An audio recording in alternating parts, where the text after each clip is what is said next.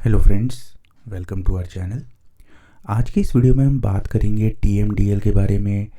TMDL tabular model definition language होता क्या है, इसका क्या यूसेज होता है, किस तरीके से पावर BI सिमेंटिक मॉडल की प्रॉपर्टीज़ को हम कॉन्फ़िगर कर सकते हैं TMDL की हेल्प से थ्रू सिंपल टेक्स्ट कोड, किस तरीके से हम TMDL की हेल्प से डिफरेंट सिनेरियोज़ में बल्क एडिट्स कर सकते हैं, किस तरीके से जो चीज़ें केवल पहले external tools like tabular editor और डैक्स स्टूडियो की हेल्प से हम फुलफ़िल करते थे, वो किस तरीके से हम सिंपली TMDL की हेल्प से फुलफ़िल कर सकते हैं, ये सब जानेंगे हम। तो आज के इस वीडियो में हम प्राइमरीली एक सिंपल यूज़ केस डिस्कस करेंगे। आने वाली वीडियोस में हम डिफरेंट यूज़ केसेस को बहुत ही डिटेल में विद एग्जांपल समझेंगे। तो सबसे पहले हम थ्योरी को देखते हैं, TMDL होता क्या है, TMDL व्यू का क्या यूसेज होता है पावर BI डेस्कटॉप में। फिर हम एक प्रैक्टिकल एग्जांपल को आज डिस्कस करेंगे। सबसे पहले समझते हैं व्हाट इज़ TMDL। देखिए, TMDL as the name you are able to see tabular model definition language, ये मेरी फुल फॉर्म होती है, is a human readable text representation. जैसे आप यहाँ देख सकते हैं, it's a human readable text representation of your entire semantic model. तो TMDL की हेल्प से होता क्या है कि हमारा जो सिमेंटिक मॉडल होता है उसकी different properties like different tables, columns and measures, relationships, वो सभी हम टेक्सचुअल फॉर्मेट में रिप्रेजेंट कर सकते हैं थ्रू TMDL। सो ये बहुत ही एक एडवांटेज रहता है हमारा, क्योंकि अब हम इजीली चीज़ों को चेंज कर पाएंगे जब हमारे पास टेक्स्ट बेस्ड फॉर्मेट में हमारे कॉलम्स, हमारे मेजर्स, उनकी डेफिनेशन, ये सब कुछ आ जाएगी। So unlike the JSON-based TMSL, it uses a more accessible tab-based format for DEX measures, relationships, and Power Query code. So easily we can configure this. Now, for enabling this TMDL, you need to go to this option and settings, option preview features, and you can just tick on this TMDL view.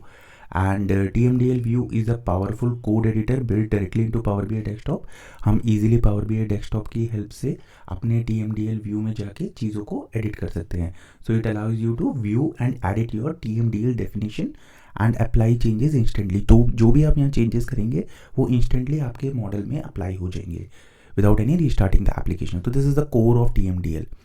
So now what we will do, we will see one of the examples how this TMDL looks like. हम कैसे इसको use करके अपनी different properties को configure कर सकते हैं semantic model की। TMDL के बारे में बात करने से पहले हम अपने डेटा मॉडल को देख लेते हैं।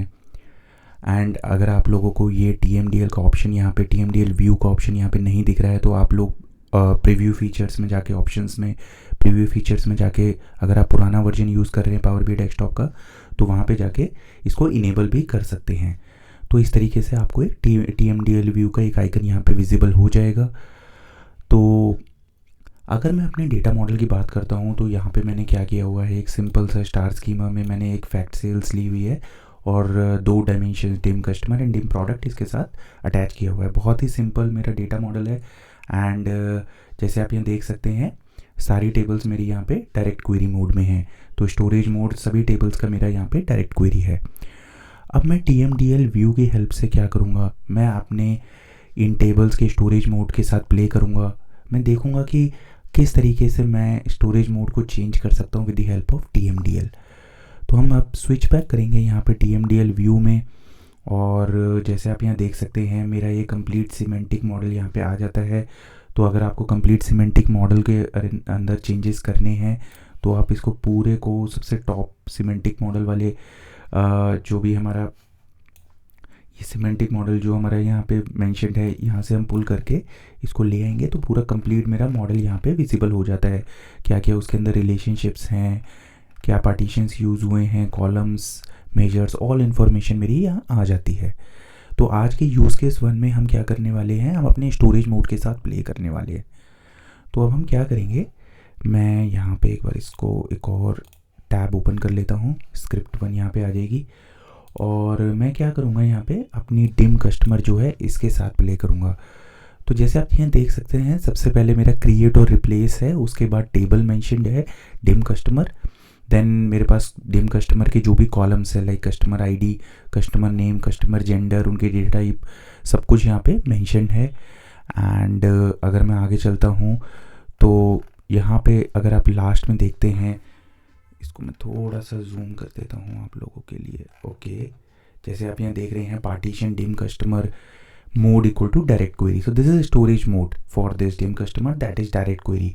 तो मेरा हो क्या रहा है, पोस्टग्रेस से यहाँ पे डेटा यहाँ पे पुल होके आ रहा है।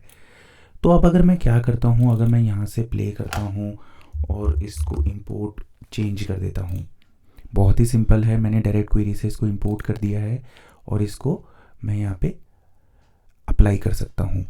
और अप्लाई करने से पहले अगर आप प्रीव्यू करना चाहते हैं तो ये प्रीव्यू भी आप कर सकते हैं।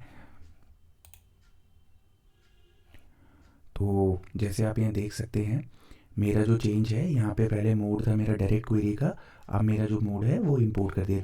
तो ये मेरा यहाँ पे ये जो चेंज है मैंने स्टोरेज मोड का यहाँ पे इम्प्लीमेंट कर दिया है। अब मैं इसको अप्लाई कर देता हूँ यहाँ पे। परफेक्ट। तो जैसे ही मेरा अप्लाई होगा ये चेंजेस सेव हो जाएंगे। अब मैं क्या करूँगा, मॉडल व्यू में जाके देखता हूँ, ये कह रहा है मेरे से some of the tables have incomplete और no data and refresh now. The reason being, यहाँ पे एक एक्सक्लेमेशन साइन आपको दिख रहा होगा, although storage mode has been change to import but still I need to refresh it. So मैं यहाँ पे इसको रिफ्रेश करूँगा। जैसे ही मैं इसको रिफ्रेश कर दूंगा, अब आप देखेंगे जो ये मेरी डिम कस्टमर टेबल है ये मेरी इंपोर्ट मोड में चेंज हो गई है। Perfectly fine. एंड सिमिलरली अगर मैं डिम प्रोडक्ट को let suppose dual storage mode में चेंज करना चाहता हूँ, डुअल स्टोरेज मोड एक बहुत ही इंपॉर्टेंट स्टोरेज मोड होता है, इसके डिटेल्स में आगे आने वाली वीडियोस में डिस्कस करूँगा। सो लेट सपोज अगर मैं डिम प्रोडक्ट को डुअल स्टोरेज मोड में चेंज करना चाहता हूँ तो मैं सिंपली क्या करूँगा, यहाँ पे एक और टैब ओपन कर लूँगा, डिम प्रोडक्ट को यहाँ पुल करके ले आऊँगा और यहाँ डायरेक्ट को एक की जगह मैं इसको डुअल भी कर सकता हूँ।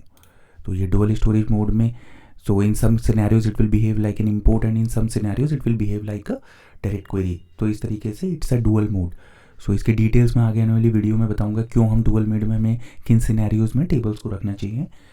तो एक बार फिर से हम प्रीव्यू करेंगे। तो आप देख सकते हैं डायरेक्ट क्वेरी से मैंने डुअल में चेंज किया है, इसको अप्लाई कर देंगे, हम रिफ्रेश कर देंगे इसको जैसे हमने पहले किया था। And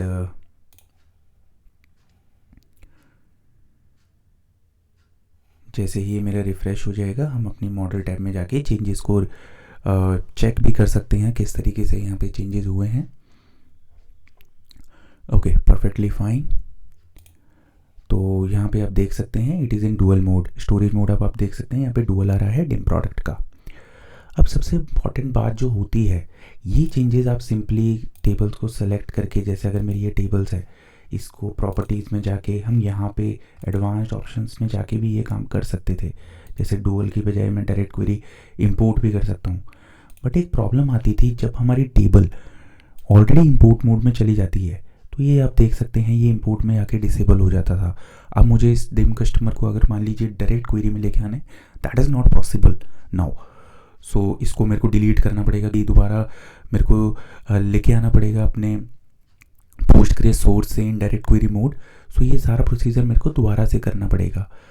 to resolve that scenario, to resolve that particular problem, what we can do, we can directly go into this DMDL view और यहाँ पे हम जाके क्या करेंगे, स्क्रिप्ट 1 जो मेरी डिम कस्टमर की थी, यहाँ पे हम सिंपली जाके इसको इंपोर्ट को दोबारा से डायरेक्ट क्वेरी अगर हम यहाँ कर देते हैं एंड एक बार प्रीव्यू में देख लेते हैं, सिंपली इंपोर्ट से डायरेक्ट क्वेरी हुआ है मेरा, अप्लाई मैं कर देता हूँ। हमेशा की तरह मैं एक बार इसको रिफ़्रेश करके देखता हूँ। ओके, तो जब मैं मॉडल में जाता हूँ तो अब आप देख सकते हैं मेरी टेबल दोबारा से डायरेक्ट क्वेरी में आ चुकी है। जो मेरा नॉर्मल मेथड था यहाँ पे उस तरीके से आपने पहले देखा कि ये डिसेबल आ रहा था, बट अब ये डिसेबल नहीं हो रखा है। अब ये हम इजीली क्योंकि ये डायरेक्ट क्वेरी में टेबल आ चुकी है तो ये इनेबल हो गया है, बट अर्लियर ये जब इंपोर्ट मोड में थी तब ये डिसेबल्ड था। तो उस सिनेरियो में हमने क्या किया, हम DMDL व्यू में जाके गए एंड हमने इंपोर्ट को डायरेक्ट क्वेरी में इजीली चेंज कर दिया। So that is one of the important thing कि हम किस तरीके से थ्रू दिस DMDL हम अपने स्टोरेज मोड्स के साथ प्ले कर सकते हैं और डायरेक्ट क्वेरी, डुअल, इंपोर्ट किसी भी मोड में एक दूसरे को चेंज कर सकते हैं। ये बहुत ही इंपॉर्टेंट हो जाता है। बट यहाँ एक समझने वाली बात ये होती है, क्योंकि मेरा सोर्स पोस्टग्रेस था इसलिए मैं इजी डायरेक्ट क्वेरी कर पाया, otherwise it will not be possible. So that point we need to always consider, because the source is Postgres.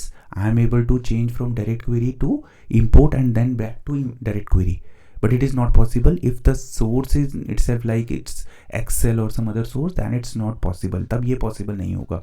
हमें make sure करना है हमारा source like SQL Server, Postgres या फिर हमारा कोई